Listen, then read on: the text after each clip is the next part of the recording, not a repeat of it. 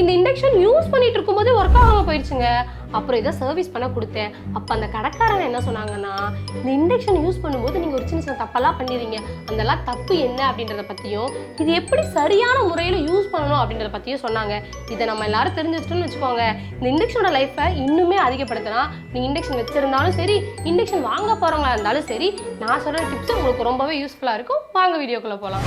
இந்த இண்டக்ஷன் எப்பயுமே க்ளீனாக இருக்க இடத்துல தான் வச்சு யூஸ் பண்ணணும். அதுக்கப்புறம் இந்த இண்டக்ஷன் பேக் சைடு இது க்ளீனாக இருக்கா அப்படின்றத வெரிஃபை பண்ணிக்கணும். இது அழுக்காக இருக்குன்ற பட்சத்தில் உங்கள் வீட்டில் யூஸ் பண்ண பழைய ப்ரஷ் இருக்கும் இல்லையா, அதை வச்சு க்ளீன் பண்ணிங்கன்னா அந்த அழுக்கெல்லாம் வந்துடும்.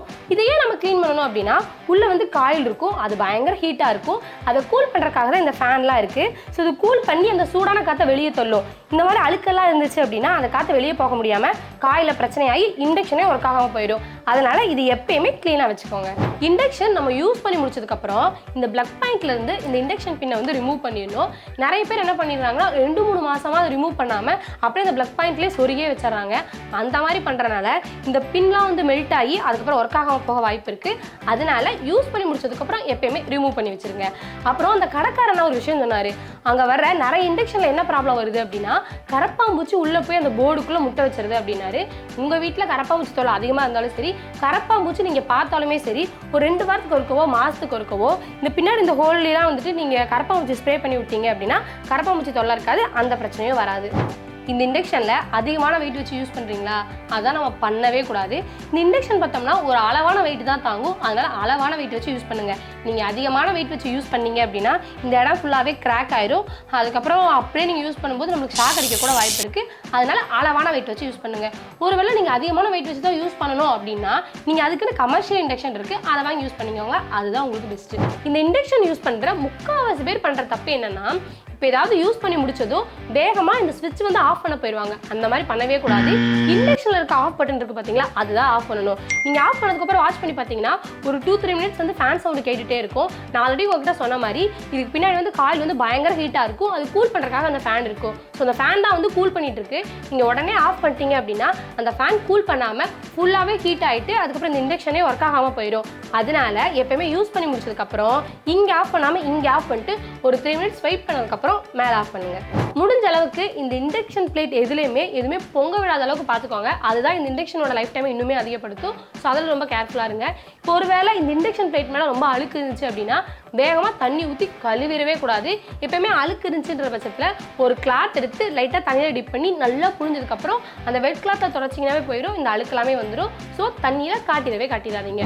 அடுத்து நம்ம எல்லாரும் பண்ணுற தப்பு என்னன்னா, இப்போ ஒவ்வொரு இண்டக்ஷனுக்கும் ஒவ்வொரு ஹை வாட்ஸ் இருக்கும். இப்போ இந்த இண்டக்ஷன் எடுத்துட்டோம்னா இதுக்கு வந்து 1600 தான் ஹை வாட்ஸ். அப்போது 1600 வச்சு சமைக்கவே கூடாது. 1600 அப்படின்னா 1400லையோ இல்லை 1200லையோ வச்சு தான் சமைக்கணும். ஸோ அந்த மாதிரி சமைச்சா தான் நம்ம இண்டக்ஷனுக்கு ரொம்பவே சேஃபு. ஸோ உங்கள் வீட்டில் யூஸ் பண்ண இண்டக்ஷன் எந்த அளவுக்கு ஹை வாட்ஸ்ன்னு பார்த்துட்டு அதுக்கு கம்மியாக வச்சு சமைங்க. அப்புறம் நீங்கள் இண்டக்ஷன் வாங்கும்போது இதோட வாட்ஸை செக் பண்ணி வாங்குங்க. இப்போ உங்கள் வீட்டில் 2 பேர் 3 பேர் இருக்கின்ற பட்சத்தில் அளவான வாட்ஸில் வாங்கினாலும் ஒன்றுமே பிரச்சனை இல்லை. இதே உங்கள் வீட்டில் 5 பேர் 6 பேர் இருந்தீங்க, நிறைய டிஷ் சமைக்கணும் அப்படின்ற பட்சத்தில் நீங்கள் அதிகமான வாட்ஸ் வாங்கினா தான் சீக்கிரமாக சமைக்க முடியும். அதனால் இண்டக்ஷன் வாங்கும்போது அதையும் நோட் பண்ணி வாங்கிக்கோங்க. அப்புறம் பொதுவாக இண்டக்ஷன் யூஸ் பண்ணுறது எப்படின்னா இந்த மாதிரி ஒரு தட்டையான பாத்திரம் வச்சு யூஸ் பண்ணால் தான் சீக்கிரமாக குக் ஆகும். அண்ட் அதே மாதிரி நம்ம கேஸில் யூஸ் பண்ணும்போது அந்த பாத்திரமும் சேர்ந்து ஹீட் ஆகும். ஆனால் இதில் வந்து அந்த பிரச்சனை இல்லை. அதுக்காக ரொம்ப கேர்லெஸ்ஸாக நம்ம இருக்கக்கூடாது, ஏன்னா அனல் அடிக்கும். ஸோ அப்பயே ரொம்ப கேர்ஃபுல்லாக தான் இருக்கணும். நம்ம கேஸ் மாதிரி இதில் வந்துட்டு எல்லா பாத்திரமும் வைக்க முடியாது. இதுக்குன்னு இந்த மாதிரி சில்வர் பாத்திரம், அதுக்கப்புறம் அலுமினியம் பாத்திரம் வைக்கக்கூடாது. ஆனால் அலுமினியம்லேயே வந்துட்டு மேக்னெட்டிக் பேஸ் இருக்கும். இப்போ அதுக்கேற்ற மாதிரி தோசை தவா வந்துருச்சு, குக்கர் வந்துருச்சு. அந்த பாத்திரம் எல்லாமே இதில் யூஸ் பண்ணலாம். இரும்பு பாத்திரம் யூஸ் பண்ணலாம், ஆனால் செம்பு பாத்திரம் யூஸ் பண்ண முடியாது. இப்போ உங்களுக்கு இதில் எந்த பாத்திரம் யூஸ் பண்ண தெரியல அப்படின்னா நீங்கள் ஏதோ ஒரு பாத்திரத்தில் வச்சிங்கன்னா போதும், இதில் வந்து எரர் காமிக்கும். எரர் காமிச்சாவோ இல்லை பீப் சவுண்ட் வந்தாவோ கண்டிப்பாக இதுக்கான ஆப்டான பாத்திரம் இல்லை அப்படின்றத நம்ம தெரிஞ்சுக்கலாம். ஸோ அந்த மாதிரி பாத்திரம்லாம் யூஸ் பண்ண வேணாம். அப்போ இதில் இருக்க பெரிய அட்வான்டேஜ் என்ன அப்படின்னா இந்த டைமர் தான். இப்போ நார்மலாக நம்ம கேஸில் சமைக்கும்போது இப்போ பக்கத்துலேயே இருக்கணும், இல்லை சிம்மில் வச்சுட்டு போகணும், அந்த மாதிரி பிரச்சனைலாம் இருக்கும். ஆனால் இதில் வந்து அந்த பிரச்சனையே இல்லை. இந்த டைமரை வந்து என்ன பண்ணலாம் அப்படின்னா, ஒரு 2 முட்டை இருக்குது, ஒரு 10 நிமிஷத்தில் வெந்துடும் அப்படின்னா இந்த டைமர் ஃபிக்ஸ் பண்ணிட்டு போயிட்டோம்னா 10 நிமிஷத்தில் ஆட்டோமேட்டிக்காக இதுவே ஆஃப் ஆயிடும். ஸோ இண்டக்ஷன் யூஸ் பண்ணுறவங்க இந்த டைமரை வந்துட்டு ரொம்ப எஃபிஷியண்ட்டாக யூஸ் பண்ணிக்கோங்க. அண்ட் இப்போ நான் சொன்ன எல்லா இன்ஃபர்மேஷனுமே வந்துட்டு இண்டக்ஷன் சர்வீஸ் பண்ணுறவங்க சொன்னால் தான் நான் உங்கள்கிட்ட சொன்னேன். ஸோ நீங்களும் உங்கள் டே லைஃப்பில் இண்டக்ஷன் யூஸ் பண்ணும்போது நான் சொன்ன டிப்ஸ்லாம் யூஸ் பண்ணி உங்களோட இண்டக்ஷன் லைஃப் டைமை இன்னுமே அதிகப்படுத்திக்கோங்க. இந்த இண்டக்ஷன் மட்டும் இல்லைங்க, நீங்கள் யூஸ் பண்ணுற ஏசி, ஃப்ரிட்ஜு, வாஷிங் மிஷின் எதுவாக இருந்தாலுமே அதுக்கான மேனுவல் இருக்கும். அதை பார்த்து நீங்கள் கரெக்டாக ஃபாலோ பண்ணீங்க அப்படின்னாவே அதோட லைஃப் டைம் வந்து இன்னுமே அதிகப்படுத்தலாம். அப்படி தெரியல அப்படின்ற பட்சத்தில் நீங்கள் கமெண்ட் செக்ஷனில் கமெண்ட் பண்ணுங்கள். அதை பற்றி நான் தெளிவாக எக்ஸ்பிளைன் பண்ணுறேன். டாடா, பை.